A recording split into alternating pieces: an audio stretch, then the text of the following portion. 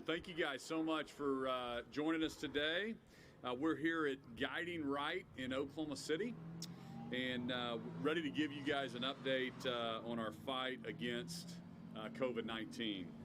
I'm joined by Commissioner of Health Gary Coxe, State Senator George Young, and the President of BlueCross Blueshield's Dr. Joseph Cunningham, and also Dr. Wendelboe from the State Department of Health, our lead state epidemiologist.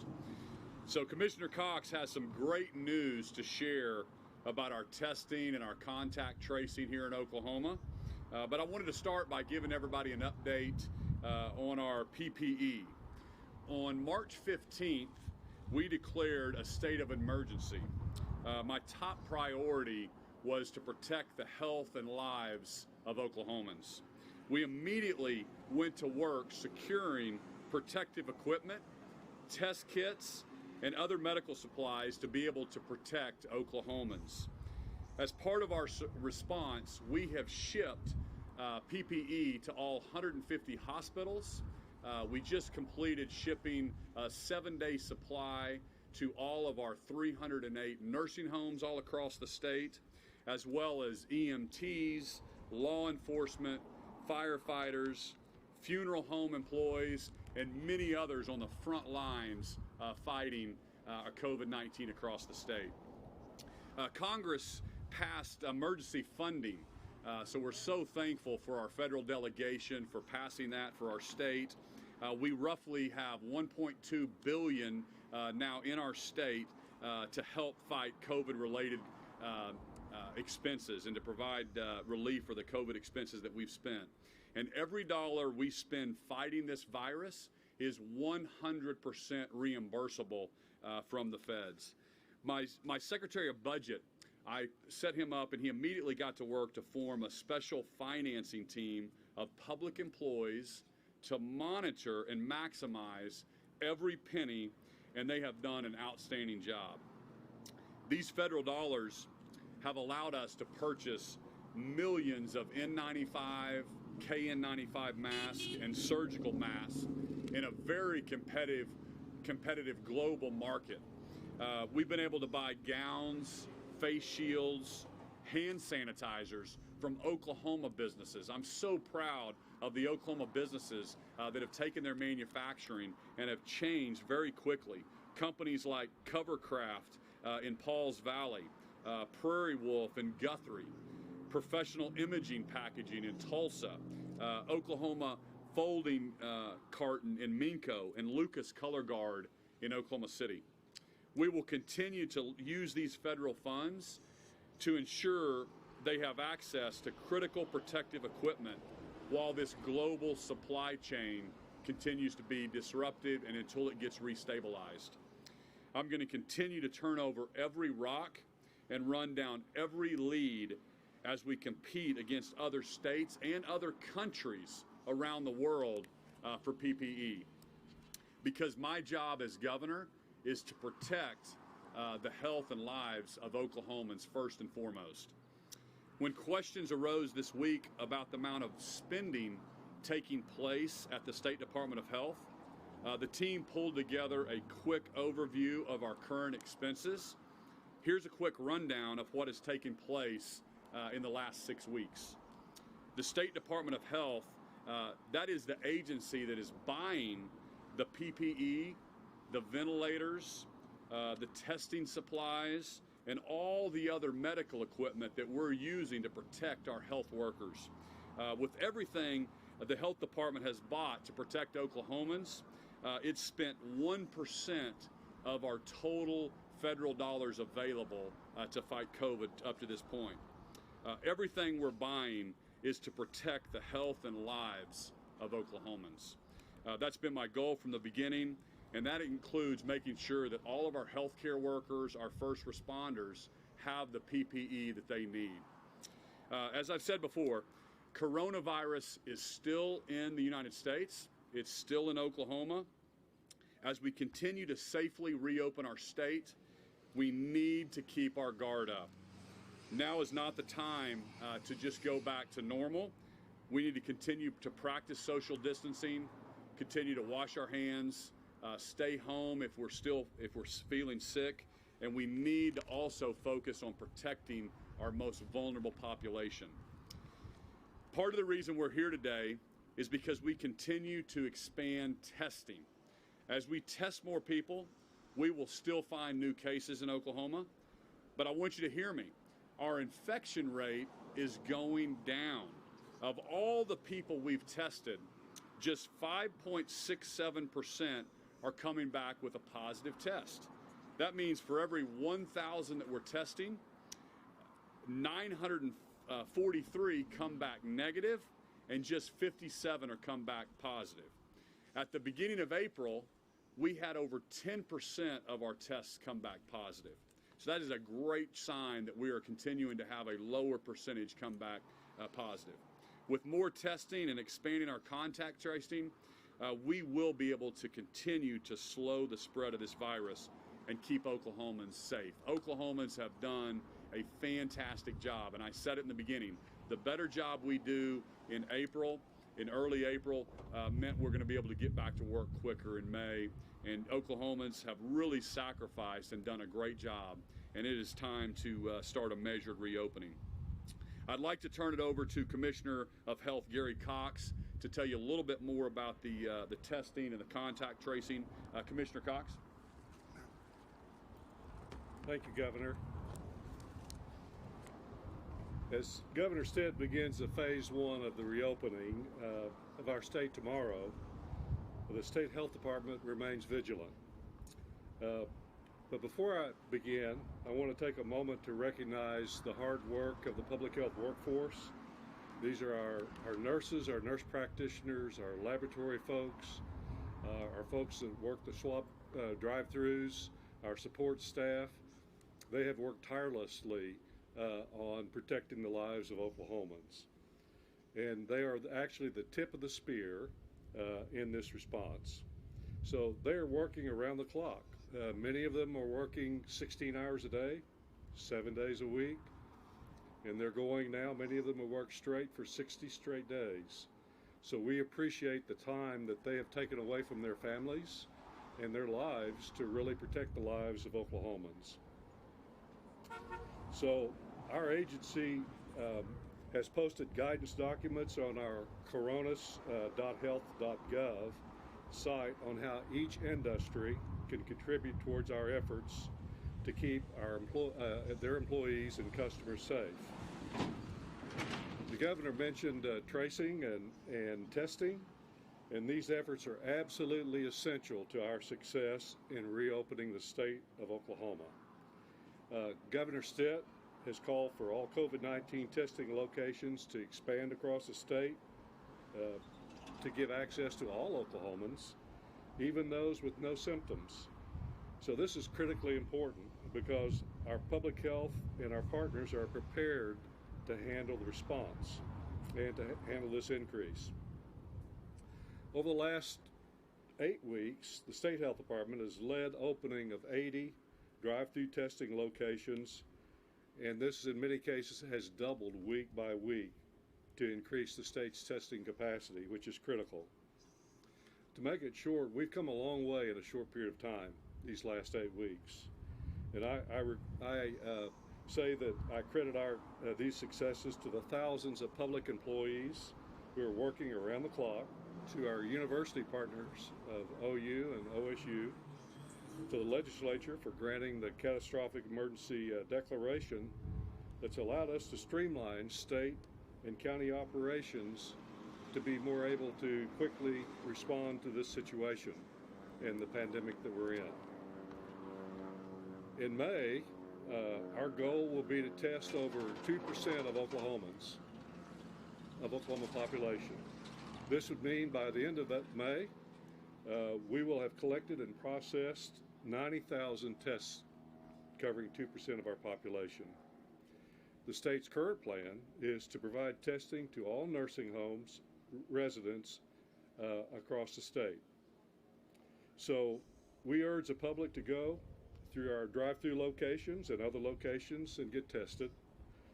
Your participation will allow us to expand our knowledge on what is the level of the community spread and what are the number of folks that are asymptomatic or presenting without symptoms. So that's testing. Contact tracing is equally important. And so testing and contact tracing go hand in hand in our efforts to really slow the spread and minimize the spread of COVID, while at the same time safely opening our economy here in Oklahoma. These critical efforts will identify people who have been exposed and don't know it. As the governor mentioned, the virus is still here. It hasn't gone anywhere.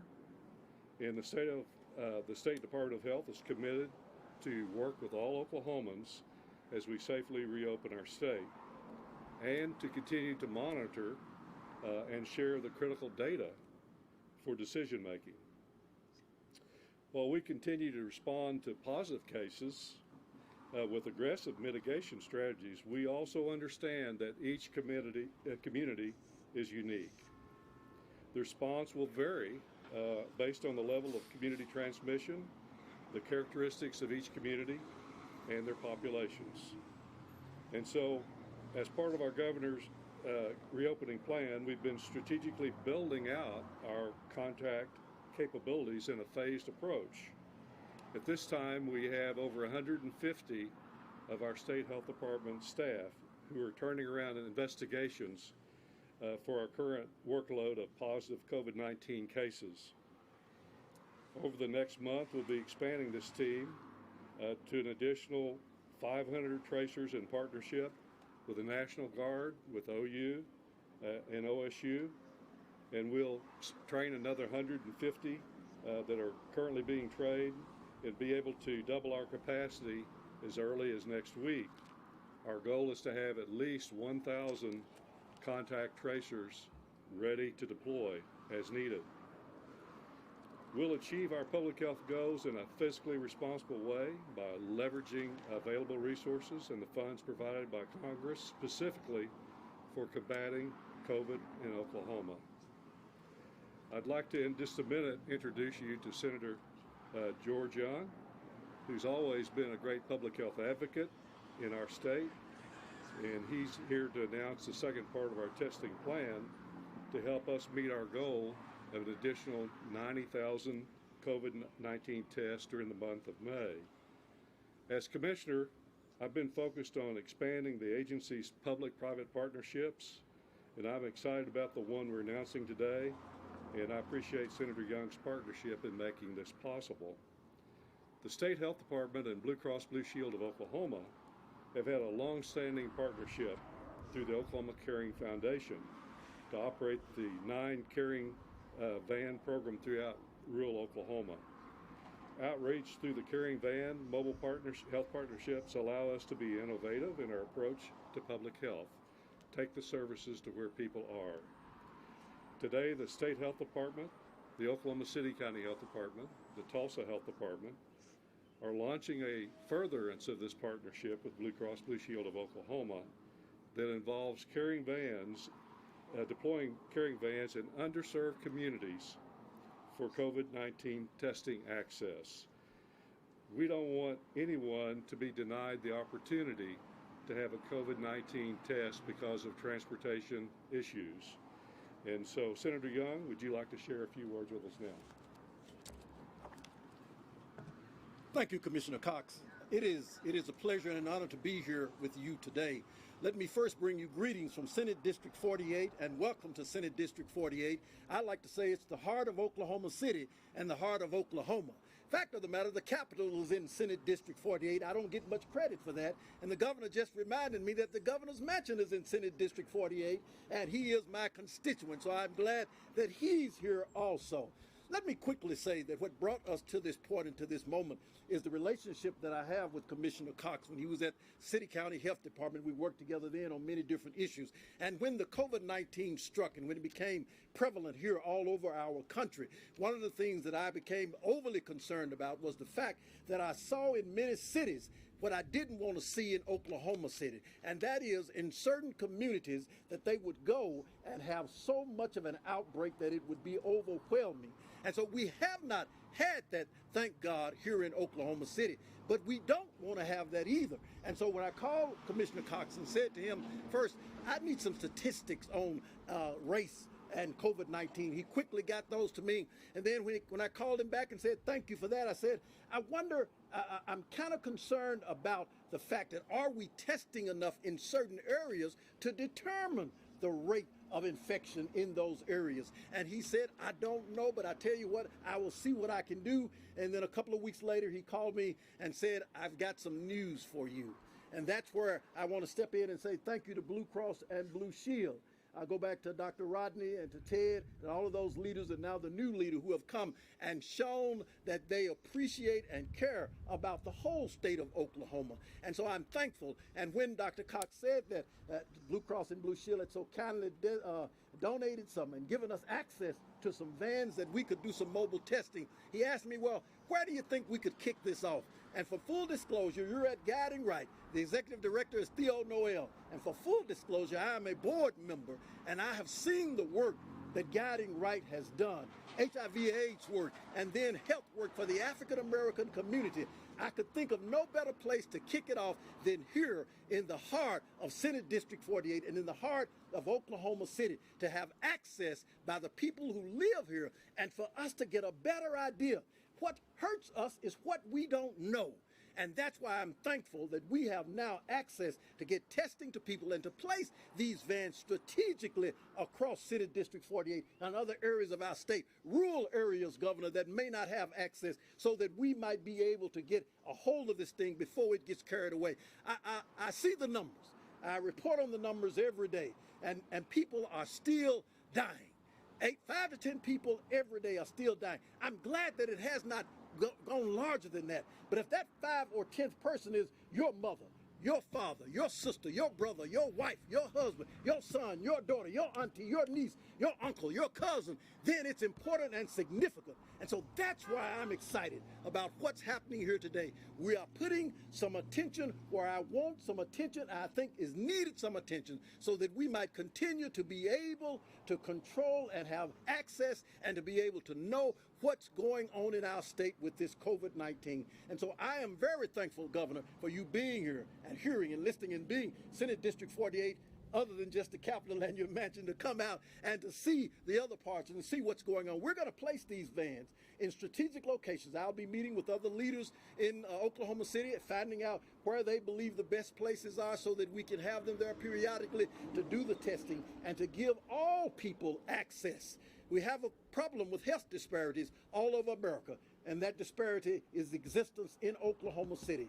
But when we have responses like this from our Commissioner of Health and from BlueCross and Blueshield, I think we can make a dent in those disparities, but we've got to keep pushing. So again, thank each and every one of you for coming. Thank you again, both of you. Thank you, Governor, for the work that you're doing to help us to overcome all of this. Thank you, Senator Young. It's such an honor to be with you here in your district, and I want to thank you for your help in getting this set up and helping us fight and keep working to fight COVID here in our state and in your district. As Commissioner Coxe mentioned earlier, public-private partnerships are so important for our state. Vice President Pence, he spoke about this is not just a whole of government, this is a whole of America approach. And I am so proud of companies like BlueCross, Blueshield that are helping us and answering the call to the whole of Oklahoma's response. And so I'd like to invite Dr. Joseph Cunningham to say a few words. Dr. Cunningham? Well, thank you, Governor, and thank you for the opportunity to speak to all of you and to speak to Oklahomans. I can tell you as a physician, I took an oath to protect and take care of all people, regardless of the race, regardless of their income, regardless of where they live. And so this is important. I can tell you and assure you that BlueCross Blueshield of Oklahoma knew that we needed to do something in this effort. We also knew that it's critical for us to perform more tests to have a better handle on this extremely contagious infection. And we've had a long-standing partnership with the State Department of Health, the Oklahoma City County Department of Health, and the Tulsa City County Department of Health through our Caring Foundation. And we do that, and we use these vans to immunize children across our state. Well, currently kids aren't in schools. We're practicing social distancing. So we have mobile capabilities and mobile expertise. And so when I had the call with my friend Commissioner Coxe, I said, we've got to do something together. We found it was a match made in heaven. He had tests, we had mobile capabilities, and now we're able to help communities across our state. And for that, I want to thank the governor, I want to thank the Commissioner of Health, and the city county health departments in Tulsa and Oklahoma City. And with that, I encourage everybody that we'll bring the test to you, and you don't have to come to the test. So thank you, Governor. Thank you so much, Dr. Cunningham. We really appreciate the partnership with Blue Cross Blue Shields. I also want to thank the National Guard and the U.S. Air Force for the flyovers that they're doing to salute our healthcare workers, our first responders, our transportation drivers, our grocery store workers, and all other essential personnel. This week, they're calling it Operation America Strong. The National Guard just finished one in the Tulsa area. A squadron from Altus and Vance Air Force bases flew over hospitals, and tomorrow morning they'll be flying over hospitals in Oklahoma City, Enid, Altus, and the Lawton areas tomorrow morning. So I want to close with this. Oklahomans, we are going to get through this. But remember, this is a measured reopening. We're not flipping on the light switch tomorrow. We're not going back to normal. We're going to do a measured reopening, and it'll be phase one. We are going to be reopening our state safely and responsibly, and in a measured approach that is based on the data. If we want to continue to move to phase two, we must continue to keep up our guard. Practice social distancing, wash your hands frequently, and stay home if you're feeling sick. So thanks for joining us today. God bless you. God bless the great state of Oklahoma, and we'll open it up for a few questions. This Senate district's demographics kind of mirror North Tulsa. Is the same effort going to happen up there? You want to answer that? Yes, it is. They've got 9 of these Blue Cross Blue Shield mobile testing sites, so they'll be placing them around the state, and North Tulsa is part of the plan. And remember, there's also 80 test sites all across the state of Oklahoma. You can always call 211 to find the closest testing facility. You don't need a doctor's note. We encourage anybody with symptoms. We encourage anybody that just wants to get tested at this point. We have plenty of testing in our state. Certainly, if you've been exposed to someone with COVID, we want you to get tested. It helps with our tracing. It helps with everything. So please go do it. We've tested over 65,000 Oklahomans at this point. We want to continue that method. That's really helping us with this fight. Governor, on unemployment, the other day you said basically, give me a week. We are working on unemployment. So many people have been calling us saying they're waiting for those level 2 calls. It's been 3, 4, 5, 6 weeks. Do you have a better timeline now of when people might expect PUA to start being paid out to folks? Yeah, we pulled 100 employees in to focus specifically on the PUA claims. PUA claims are the contract employees. So we've got 100 folks working on that. I just on the way over here called to get a briefing and an update on that. So we are working through those PUA claims. It's a problem. It's a new system that we had to stand up. We expect half of our 325,000 claims to be out at the end of this week. And by be out, I'm sorry, be out, do you mean paid by be out? Correct. Okay.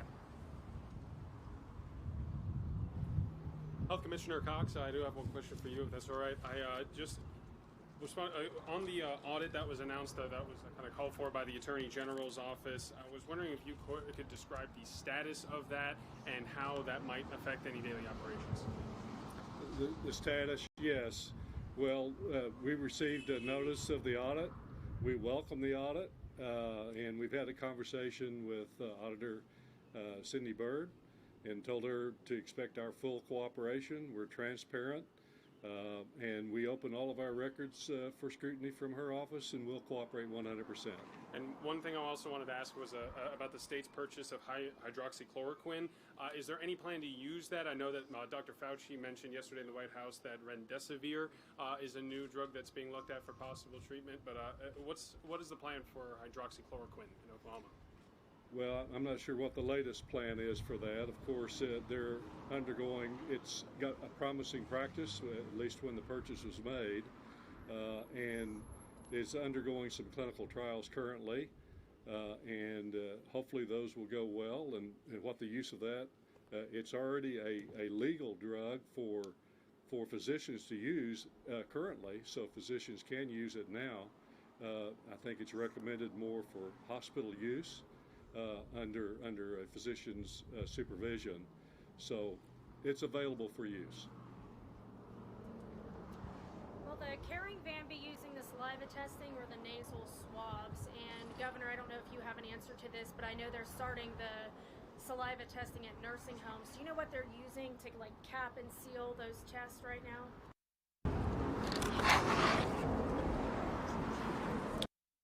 The saliva testing, and this is really exciting for Oklahomans. We're one of 2 states that has validated that testing, and we had Elizabeth Pollard, I think, with our press conference on Tuesday, kind of talking about that. We're going to be using that saliva test across all of our nursing homes to get all 17,500 tested. That's part of what we do. We acquire those cups. So we've already done that. They've already got 20,000 shipments in. That's part of what we do within the health department to protect the health and lives of Oklahomans and to buy testing materials. So we've already bought. It's 20,000 of the cups that they collect the saliva in. And then you had another question. Did you have another question too? I did. Just the carrying van would be using those tests as well, or if it would just be the nasal swabs. Doctor? We're going to use the test that Commissioner Coxe gives us to use, and we hope we put pressure on him because we want to do lots of tests. Yeah. So right now we'll be giving them the swabs, but we'll transition very quickly to swabs or the saliva test. Earlier this week, we talked about hydroxychloroquine. Are you making as an aggressive push to stock up on remdesivir? Do we even have the money to make such an aggressive push for that drug now? You know, I haven't talked to my health professionals about that, but I'm going to do whatever it takes to protect the health and lives of Oklahomans. And early on, it was hydroxychloroquine. And if there's another drug that's going to be proven to be positive for Oklahomans, I'm going to go acquire it. I'm going to turn over every rock, and we're going to do that. We've got $1.2 billion that's already hit our state, and the president explicitly told me, you do whatever it takes to protect the health and lives of Oklahomans. That's exactly my intent. So we're scouring the world for PPE. We're competing against other states, and I'll go out and I'll get every drug that I think is going to be is going to help protect Oklahoma's lives. One question, and then I'll leave you alone for the day. We are seeing in national media stories about your administration wanting to possibly pull the plug on unemployment benefits early. Can you address, are you looking at that? Are you applying for a waiver, or is that just scare tactics? What's going on there? Well, first off, you know, we want Oklahomans to get these employment benefits for sure, but unemployment is a limited amount of funds, and the idea of unemployment is to bridge the gap between one job to another job. And so that's why I've asked all of our employers to be sensitive to work out other opportunities for employees that maybe in our most vulnerable population, that they can stay and work from home. But when you do get offered a job, part of our standards are the unemployment is there until you get re-offered a job. So it's a balancing act as we're trying to get those funds out the door. We obviously want them back working in the workforce as quickly as possible, but we won't be heavy-handed, and we'll balance that with public safety. And if anybody feels concerned about going back to work, we'll have to work through those issues. So the reports of you all applying for some kind of waiver are false? Yeah, I'm not familiar with any waiver. There's $600 that came from the feds.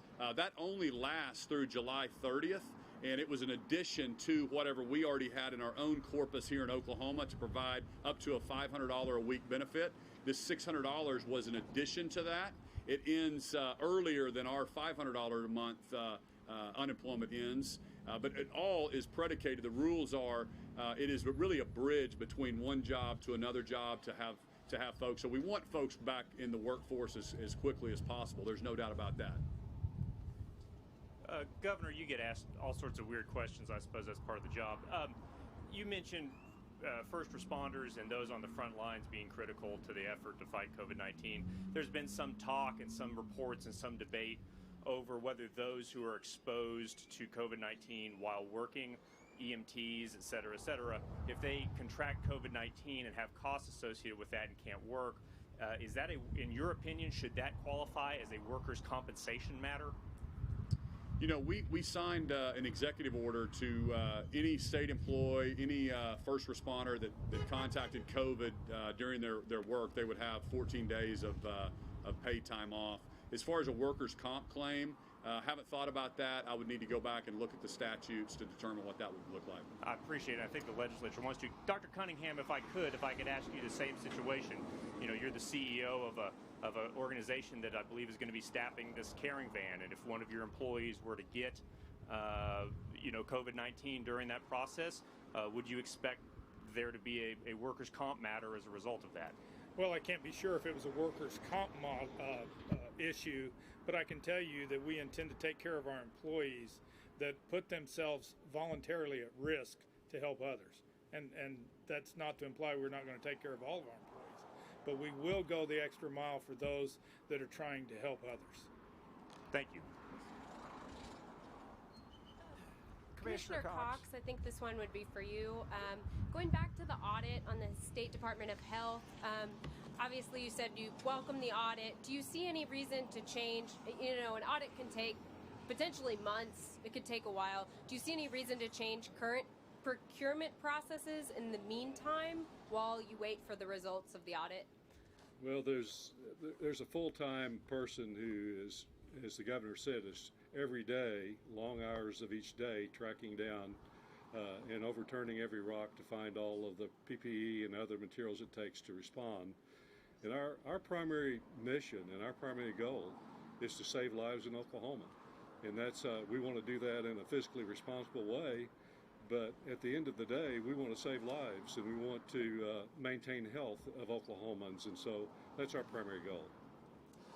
Governor, I had a question specifically for you on the $1.2 billion in CARES Act funding. I'm curious if you see any need to, get input from the legislature on how that money is expended. My understanding is you don't have to necessarily.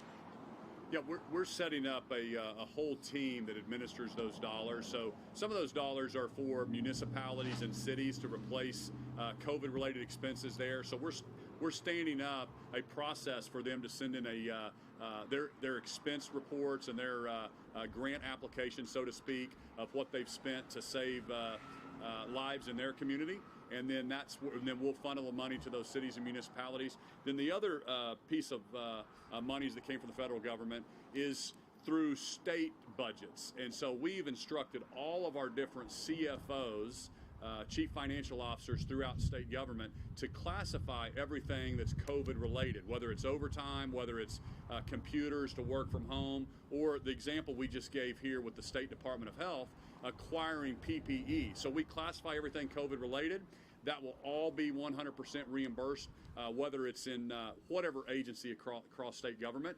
And we're going to set up a team of folks from rural Oklahoma, folks from urban Oklahoma, all over to figure out how to get those out. But basically, it's going to be pretty simple. It's going to be COVID-related expenses will be reimbursed from the federal government. Commissioner Coxe, in the early days here, other states complained that they not only found themselves competing against other states, but they also found themselves bidding against FEMA as well. Was that Oklahoma's experience when you were out there trying to find PPE anywhere, scouring around trying to find drugs, equipment, all that kind of thing? Did you find yourself competing with FEMA also? Well, in the early days, there was a shortage of both testing supplies, both of reagents and of swabs, things of that nature. It's still a challenge, but it's beginning to open up now. There was a shortage of PPE, particularly N95 mask in the Strategic National Stockpile. And in essence, every state was competing against each other's state. And there was more or less a federal bridge that was put into place. And so there was some, I'd say, some reapportionment of some of those shipments to the states and to the cities, for example, New York City, who had the larger outbreaks. And so that's been a challenge, and we think now that that pipeline is beginning to open up more. We know it's going to open up more on the testing because we were just on a call last evening with the White House and CDC, and they promised that we will have our request of 90,000, the ability to do the materials to do 90,000 new tests. It'll be made on weekly shipments each week in May, and then hopefully in June we'll see how that goes, but they've made a commitment for June as well. So I think there's a light at the end of the tunnel, but it's been very challenging, but it's been approached in an aggressive way because we're here to protect the lives of Oklahomans. Sir, did FEMA ever actually get in the way of any shipments coming to Oklahoma? Did you find yourself bidding against them? Did they divert any kind of equipment or any kind of supplies coming to Oklahoma? Not that I'm aware of. Thank you all. Thank you guys for taking questions, Governor Stitt. I do have one last one for you. I know we've heard from a number of cities and local police departments and fire departments that are expecting to have to make budget cuts because of the recent decline in sales tax revenue that's come as a result of all this. Do you think it's time to look at property tax or other revenue forms of revenue that cities could use in the future that are not possible at the moment? You know, we have not thought about any of that, and no, it's not time to raise taxes on Oklahomans. You know, we think we can be fiscally responsible. Thank goodness that we saved $200 million last year. We have the largest savings account in state history. We're going to deliver core services, but we can do it in an efficient manner. We can be innovative as we have to tighten our belt, as Oklahomans are having to tighten their belt right now. You know, the cities and municipalities, we're going to be able to recover any COVID-related expense, but it was in the CARES Act.